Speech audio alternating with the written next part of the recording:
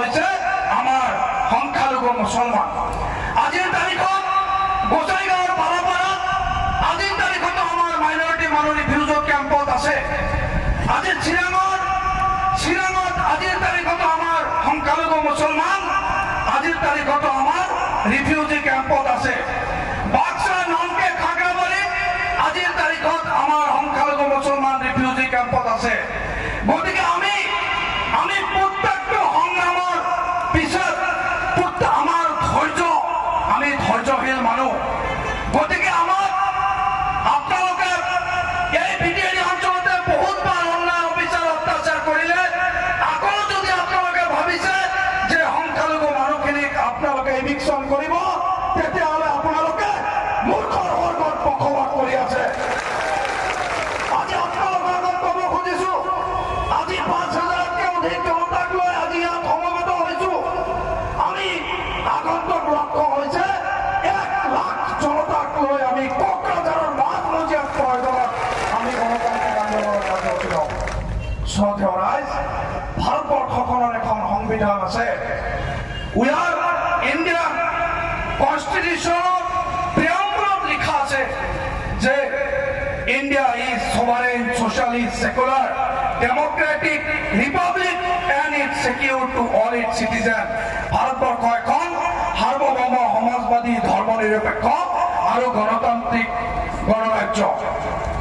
আজি যিটো দেখা গৈছে, আজি ধৰ্মনিৰপেক্ষ শব্দটোক শাসনাধিষ্ঠিত ইউপিপিএল আৰু বিজেপি মিত্ৰজোঁট চৰকাৰে ধৰ্মনিৰপেক্ষ শব্দটোক অপমান কৰিছে, সেকুলাৰ শব্দটোক অপমান কৰিছে। স্বয়ং মুখ্যমন্ত্ৰী ডাঙৰীয়াই কৈ থাকে যে এইখন শংকৰ মাধৱৰ দেশ। কিন্তু আমি অলপ হলেও কিতাপ পঢ়িছো, আমি কত দেখা নাছিলো যে এইখন শংকৰ আৰু মাধৱৰ দেশ। আমি এটাই জানিছিলো যে এইটো শংকৰ আৰু আজানৰ দেশ। আৰু মুখ্যমন্ত্ৰী ডাঙৰীয়াক ক'ব খুজিছো, শংকৰ আজানৰ পবিত্ৰ মিলন ভূমি যদি আপুনি সাম্প্ৰদায়িকৰ আশ্ৰয় লয়, আপুনি যদি সাম্প্ৰদায়িক মন্তব্য লয়, তেতিয়াহ'লে মুখ্যমন্ত্ৰী ডাঙৰীয়া আপোনাৰ নৈতিক পৰাজয় স্বীকাৰ কৰাৰ সময় হ'ব। প্ৰমোদ বৰা ডাঙৰীয়াক ক'ব খুজিছো, আপুনি ডোনেল্ড কাপ নে কি কাপ আজি কোকৰাঝাৰত চলি আছে, আমি ভাল পাইছো। আজি আপোনালোকে কিমান চুক্তি কৰিলে, BSc চুক্তি হ'ল, BTC চুক্তি হ'ল, শেষত 2020 চনত BTR চুক্তি হ'ল।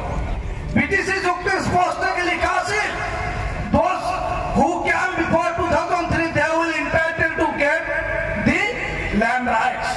2003 চনত পূৰ্বে অহা প্ৰত্যেকজন বিটিআইডিৰ বাসিন্দাই আজি তেখেতসকলে ভূমিৰ অধিকাৰ পাব। কিন্তু আজি ভূমিৰ অধিকাৰৰ কাঢ়ি লোৱাৰ কাৰণে ষড়যন্ত্ৰ কৰাৰ সাহস আপুনি ক'ত পালে? এই ষড়যন্ত্ৰ কোনো পথে মানি লোৱা নহ'ব। আজি আমি প্ৰত্যেকটো ৰাজনৈতিক দলক ক'ব খুজিছো, হীৰা হৰণীয়া ডাঙৰীয়া, আপোনাৰ সময় কিয় নহ'ল এনকে দৰংগাত এপাক আহি ৰাইজৰ খবৰ ল'বলৈ? আপুনি বড়ো অনাবৰৰ নামত ৰাজনীতি কৰিল, সংখ্যালঘু মানুহৰ কাৰণে আপুনি কি কৰিল? হীৰা হৰণীয়া ডাঙৰীয়া, আপোনাকো ক'ব খুজিছো, আপুনি সংখ্যালঘু মানুহক লৈ ৰাজনীতি নকৰিব।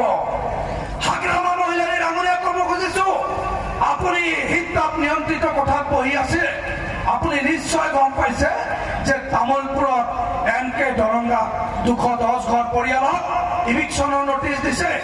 আপুনি যদি কোকৰাঝাৰ মেডিকেল কলেজ যদি ভ্ৰমণ কৰিব পাৰে, আপুনি এনকে দৰংগাত আহিবলৈ কিয় আপোনাৰ সময় হোৱা নাই?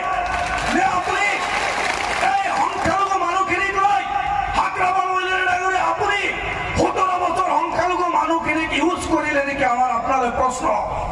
একেটা সময়তে প্ৰমোদ বড়ো ডাঙৰীয়াক ক'ব খুজিছো যে প্ৰমোদ বড়ো ডাঙৰীয়া, তুমি যদি ভাবিছা যে ঘৰ মানুহ বিটিআইডি অঞ্চলৰ পৰা বিটিআইডিৰ ঘৰ এঘৰ যদি উচ্ছেদ কৰিম বুলি ভাবিছা, তোমাৰ সেই বিটিআৰৰ চিপৰ গাদীত থকাৰ নৈতিক অধিকাৰ নাই। তুমি সেই নৈতিক পৰাজয় স্বীকাৰ কৰাৰ সময়।